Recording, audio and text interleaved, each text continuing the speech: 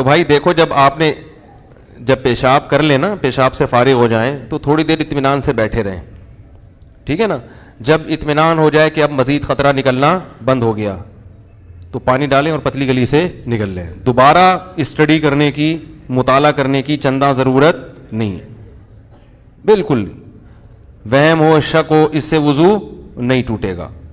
بلکہ شک دور کرنے کا جو سنت طریقہ ہے وہ یہ کہ اپنے ازار پہ تھوڑا سا پانی کی چھینٹیں مار لیں, شلوار پہ, تاکہ اگر تراوٹ نظر آئے, شیطان وسوسے میں ڈالے کہ یہ تو گیلا گیلا, تو آپ خود بولو بھائی یہ تو میں نے خود ترک کیا ہے. تو یہ وسوسہ دور کرنے کا اچھا طریقہ ہے.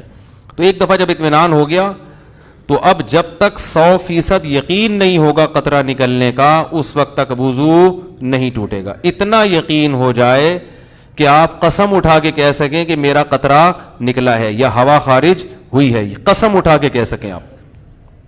بعض دفعہ وہمی لوگ ہوتے ہیں نا, میں ان سے کہتا ہوں کہ تم قسم اٹھا سکتے ہو کہ قطرہ نکلا ہے, کہہ رہے میں سوچ کے بتاؤں گا کہ قسم اٹھا سکتا ہوں کہ نہیں. اس پہ بھی کنفیوز ہوتا ہے کہ قسم اٹھا سکتا ہوں کہ نہیں. تو میں نے کہا یہ اس کی علامت ہے کہ نہیں اٹھا سکتے, کیونکہ اتنا یقین ہوتا تو فوراً قسم اٹھاتے. دیکھو ابھی سورج نکلا ہوا ہے, فوراً قسم اٹھا کے ہم کہہ سکتے ہیں اللہ کی قسم سورج نکلا ہوا ہے, اس میں کنفیوز نہیں ہوتا انسان. تو جب تک اتنا یقین نہ ہو جائے کہ پیشاب کا قطرہ نکلا ہے یا ہوا خارج ہوئی ہے, اس وقت تک وضو آپ کا باقی رہے گا. لیکن وہمیوں کو بات سمجھ میں نہیں آتی, یہ پھر بھی کنفیوزڈ ہی رہیں گے یہ. تو اللہ اس کے رسول نے جب ایک بات بتا دی ہے تو بھائی اس پہ یقین کر لو, بس چپکے سے نماز پڑھو. پھر شیطان کہنا کہ ہو سکتا ہے نکلا ہو, تو بولو نکلا ہوگا تو بھی اللہ قبول کر رہا ہے. ہم نے اللہ سے قبول وانی ہے. جب اللہ قبول کر رہا ہے تو ہمیں یہ سوچنے کی کیا ضرورت ہے کہ نکلا ہے کہ نہیں نکلا, جب اللہ ایسے ہی قبول کر رہا ہے. تو ایک دفعہ اطمینان ہو کہ قطرہ آنا بند ہو گیا, اس کے بعد پھر شک سے وضو نہیں ٹوٹے گا. ہاں بعض یہ جو نوجوان لڑکے ہیں یا کم عمر لڑکے ہیں, یہ پیشاب کرتے ہی اٹھ کے بھاگ جاتے ہیں.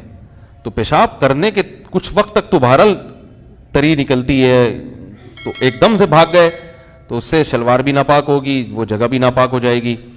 تو اگر شلوار اتنی ناپاک ہو گئی ہے کہ جو 5 روپے کا سکہ, اس کی کیا دلیل ہے؟ لوگ اس پہ بھی اعتراض کرتے ہیں. قرآن حدیث میں کہاں لکھے کہ 5 روپے کے سکے کے برابر اگر ناپاک ہو گئی تو وہ ناپاک ہے, اس سے کم پاک ہے. تو یہ بھی کسی وقت بتاؤں گا انشاءاللہ. اس پہ میرا ایک مناظرہ بھی ہوا ہے, ایک صاحب کہہ رہے تھے اس کی کیا دلیل ہے, تو آج تک پھر وہ دوبارہ الحمدللہ انہوں نے دلیل نہیں مانگی.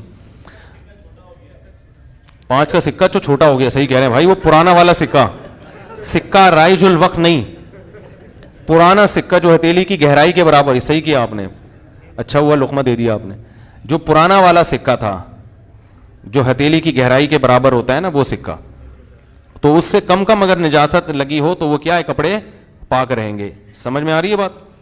تو فوراً پیشاب کرتے ہی اٹھ کے بھاگ جانا ٹھیک نہیں ہے. پیشاب کرنے کے بعد تھوڑی دیر بیٹھیں, اطمینان کر لیں کہ اب تری آنا ختم ہو گئی ہے, تو بس اٹھ کے چلے جائیں. تو اور ختم ہو جاتی ہے تھوڑی دیر میں. اور اگر غور فکر میں لگے رہیں گے نا وہاں بیٹھ کے,